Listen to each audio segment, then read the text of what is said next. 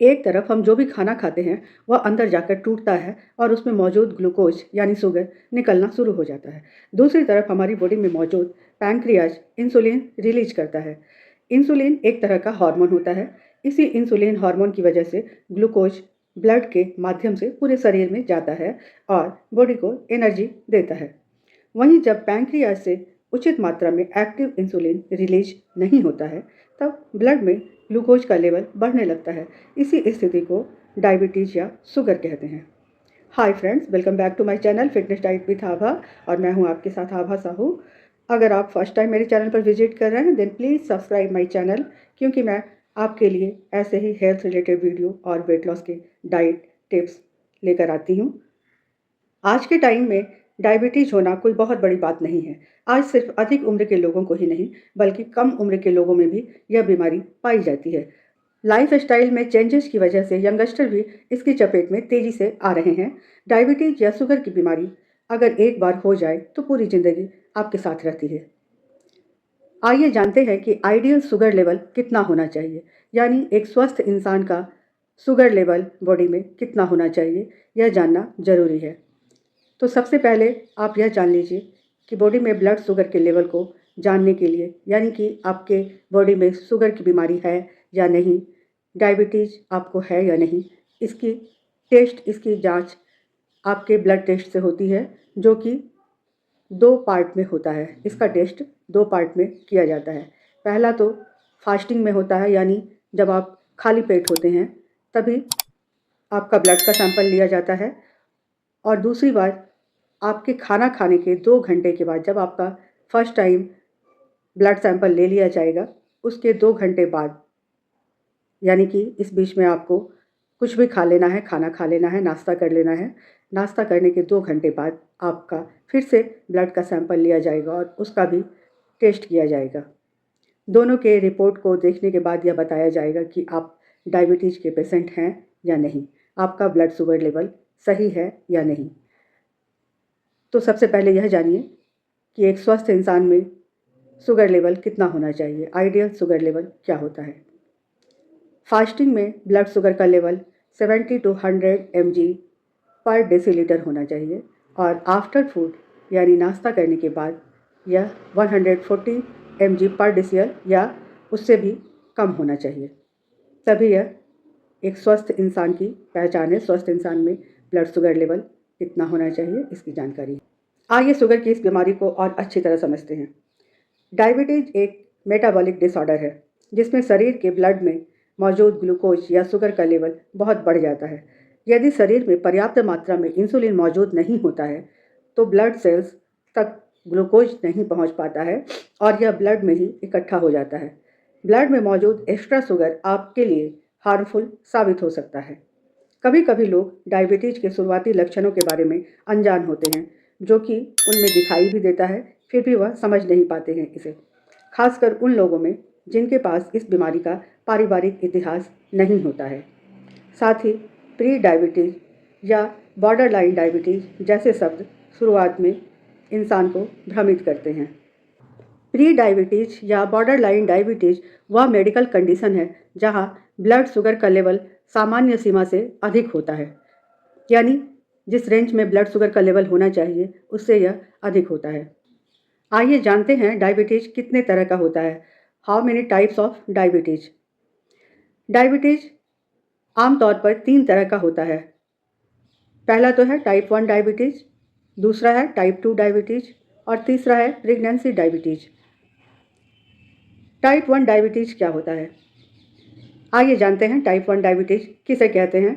यह आमतौर पर बच्चों और युवाओं में देखा जाता है और यह स्थिति तब होती है जब शरीर इंसुलिन प्रोड्यूस नहीं करता है, इम्यून सिस्टम बॉडी के अगेंस्ट हो जाता है और पैंक्रियाज में उन सेल्स को नष्ट कर देता है जो इंसुलिन बनाने के लिए जिम्मेदार होते हैं। दूसरा है टाइप 2 डायबिटीज़। यह एक कॉमन डायबिटीज़ है। यह अक्सर अधिक उम्र के लोगों में देखा जाता है। यह वह मेडिकल कंडीशन है जहां अधिक उम्र होने की वजह से बॉडी के दूसरे ऑर्गन्स की तरह पैंक्रियाज भी कम एक्टिव हो जाते हैं। इस वजह से वह पर्याप्त मात्रा में इंसुलिन प्रोड्यूस नहीं कर पाता है। Pregnancy diabetes. यह डायबिटीज़ सिर्फ प्रेग्नेंट महिलाओं को होती है। यानी गर्भावस्था में जो स्त्रियां होती हैं, महिलाएं होती हैं, सिर्फ उनमें ही यह डायबिटीज़ देखने को मिलती है। यह वह मेडिकल कंडीशन है जब बॉडी में ब्लड शुगर का लेवल बढ़ जाता है और डिलीवरी के बाद अपनी सामान्य स्थिति में पुनः वापस आ जाता है। डायबिटीज़ या मधुमेह एक ऐसी बीमारी है जो अपने साथ हाई ब्लड प्रेशर और हाई कोलेस्ट्रॉल को भी लेकर आती है। यह ब्लड में ट्राइग्लिसराइड के लेवल को भी बढ़ा देती है। डायबिटीज़ के कारण टाइप 1 डायबिटीज़ का कारण जेनेटिक या एनवायरमेंटल हो सकता है। इसलिए यहाँ ज़रूरी है टाइप 2 डायबिटीज़ के कारणों को जानना, क्योंकि यही डायबिटीज़ आमतौर पर लोगों में पाई जाती है। इनमें सबसे पहला कारण है बढ़ती उम्र का होना। नेशनल लाइब्रेरी ऑफ मेडिसिन में पब्लिश एक रिपोर्ट के अनुसार डायबिटीज़ के खतरे की शुरुआत 40 साल के बाद शुरू हो जाती है। जैसे जैसे उम्र बढ़ती है, मेटाबॉलिज्म स्लो होता जाता है। स्लो मेटाबॉलिज्म की वजह से बॉडी में शुगर लेवल कंट्रोल करना मुश्किल हो जाता है। दूसरा है मोटापा यानी ओबेसिटी। अधिक वजन या मोटापा टाइप 2 डायबिटीज़ का एक मुख्य कारण होता है। मोटापे की वजह से आपको डायबिटीज़ तब होता है जब आपका बॉडी सेल्स इंसुलिन हार्मोन को, ग्लूकोज को अपने अंदर ले जाने से रोकता है। यह स्थिति तब और बदतर हो जाती है जब आपके लिवर का वह हिस्सा जहां आमतौर पर एक्स्ट्रा ग्लूकोज जमा होता है, वह फैट से भर जाता है और ग्लूकोज को जमा नहीं होने देता है, ग्लूकोज को जमा होने की जगह नहीं छोड़ता है। इस कारण से ग्लूकोज यानी शुगर आपके ब्लड में ही बहने लगता है और आप डायबिटीज़ के पेशेंट हो जाते हैं। डायबिटीज़ का फैमिली हिस्ट्री होना। जी हाँ, डायबिटीज़ एक जेनेटिक बीमारी है। इसका मतलब है कि अगर आपके माता पिता को यह बीमारी है तो यह बीमारी होने की चांस आपको भी ज़्यादा होते हैं। अगर सिर्फ आपके पिता को यह बीमारी है तो इस बीमारी होने के चांस आपको कम होते हैं। बट अगर आपके माता और पिता यानी मदर और फादर दोनों को ही यह बीमारी है, तब यह बीमारी होने के चांस, बीमारी होने का रिस्क आपको 70% तक हो जाता है। चौथा है एंग्जाइटी या डिप्रेशन।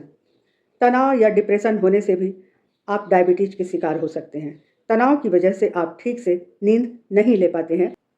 ज़्यादा स्ट्रेस लेने से बॉडी में कॉर्टिसोल नाम का एक हार्मोन रिलीज होता है। यह बॉडी में केमिकल ग्लूकोज बनाने के लिए और उसे बढ़ाने के लिए जिम्मेदार होता है, जो डायबिटीज़ की बीमारी पैदा कर सकता है। इसलिए आप जितना हो सके डिप्रेशन या एंग्जाइटी से दूर रहें। Unhealthy food habit. ज़्यादा मीठी चीज़ें, प्रोसेस्ड फूड और अनहेल्दी फैट को अपनी डाइट में शामिल करने से भी आपकी बॉडी में ग्लूकोज का लेवल बढ़ सकता है और आपको डायबिटीज़ होने का रिस्क भी बहुत ज़्यादा बढ़ जाता है। इसलिए अनहेल्दी चीज़ों को अपनी डाइट में शामिल नहीं करें। लेस फिजिकल एक्टिविटीज़ यानी अगर आप कोई ज़्यादा फिजिकल एक्टिविटी नहीं करते हैं तो भी आपको डायबिटीज़ जैसी बीमारी होने का खतरा रहता है। फिजिकल एक्टिविटी में कमी और सुस्त लाइफस्टाइल इंसुलिन रेजिस्टेंस में काफ़ी अहम रोल प्ले करता है। इसलिए बेहतर है कि अपने लाइफस्टाइल को चेंज करें और हेल्दी फूड लें, जिससे आप इस बीमारी से बचे रहें, क्योंकि यह बीमारी अगर एक बार लग जाती है तो पूरी उम्र इसकी दवा लेनी होती है और इसके लिए प्रिकॉशंस लेने होते हैं। तो बेहतर है कि आप अच्छी लाइफस्टाइल अपनाएं, हेल्दी फूड्स लें और अपने लाइफ को बहुत अच्छी तरह एंजॉय कर सकें। वीडियो अच्छा लगा हो तो एक लाइक कर दें, फैमिली और फ्रेंड्स में इसे ज़्यादा से ज़्यादा शेयर करें, कमेंट भी करें इस वीडियो के लिए।